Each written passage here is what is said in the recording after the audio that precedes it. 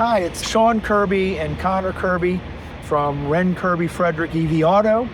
And as we're transitioning from a long-time Mitsubishi dealership, started in 1993, and we are going to be very EV-centric. I do a lot of research, and you cannot believe the Chinese have such a great, they really have batteries that will charge fast, and the range that they're getting, a lot of Americans don't even know what's coming down the pipe. I truly believe we're going to be very EV-centric. Yep.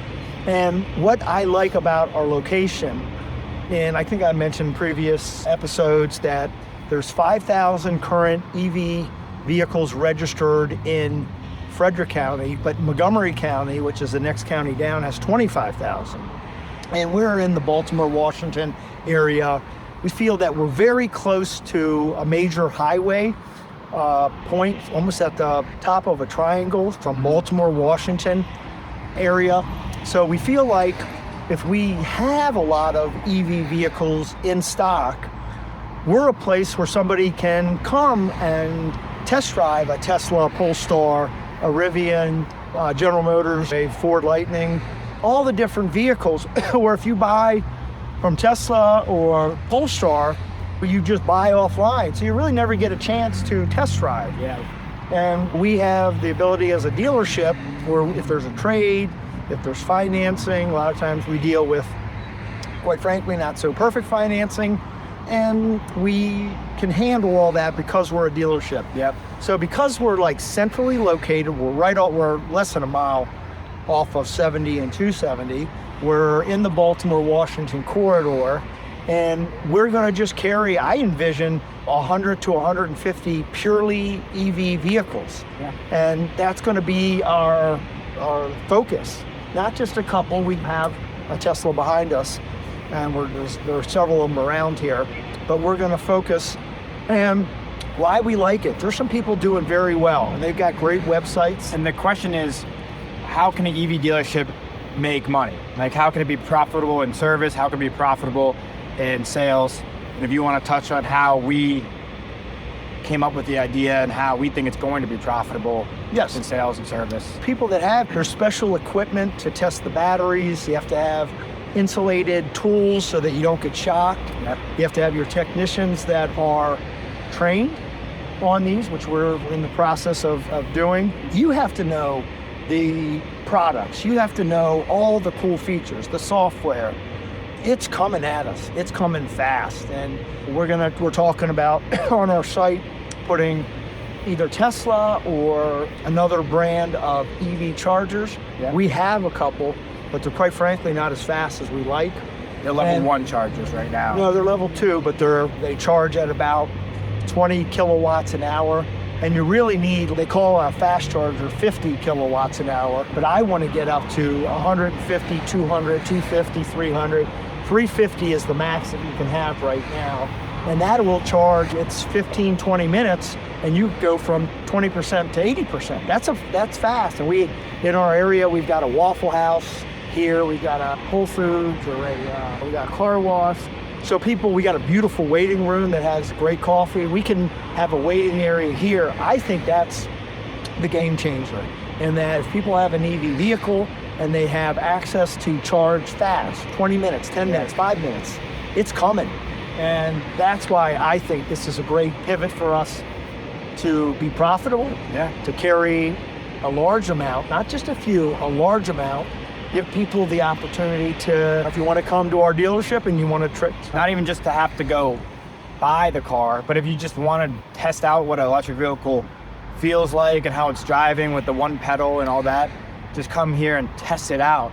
If we want to give the people the opportunity to be able to do that, like Tesla can and Rivian can and Polestar can, that's another profit center that we can make money from. And then as well as the chargers. And then with service as well, we want to train our technicians to be able to handle the new EV technology and batteries and everything like that, so we can get some more service customers coming in with Teslas and Polestars and Lucids. But we have to train we're in the process of training our technicians a little bit, but we want to train them more and more.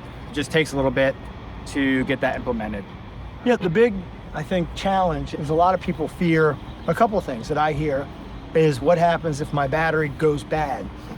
And I'll have more statistics, but from 2021 forward, the failure rate minuscule. So the challenge there is not nearly what it was in 2015, 16.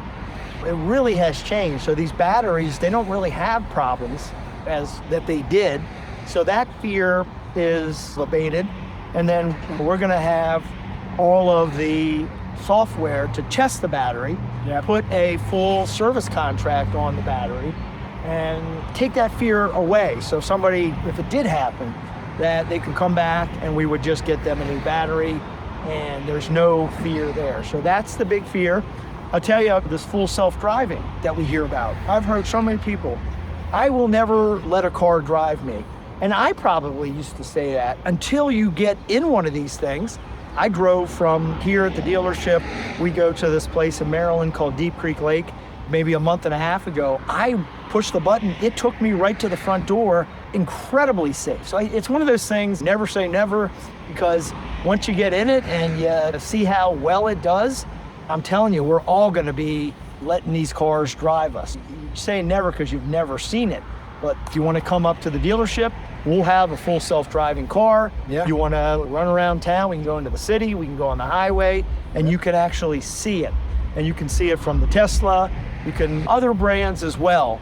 And I'm telling you, it's coming fast. So that's why I'm excited. I think we're in a perfect location for this. I think there's people that have EV vehicles around town, and where do they take them? There's not a ton of Tesla service centers around. The ones that are out there usually are crazy busy because there's too many customers there. Yeah. And if we are able to service the customers that have those, they have faith in us to do a good job on repairing and make sure that there was a big fear, because the cars with batteries a lot of times are heavier. So you have to have tires that can handle that.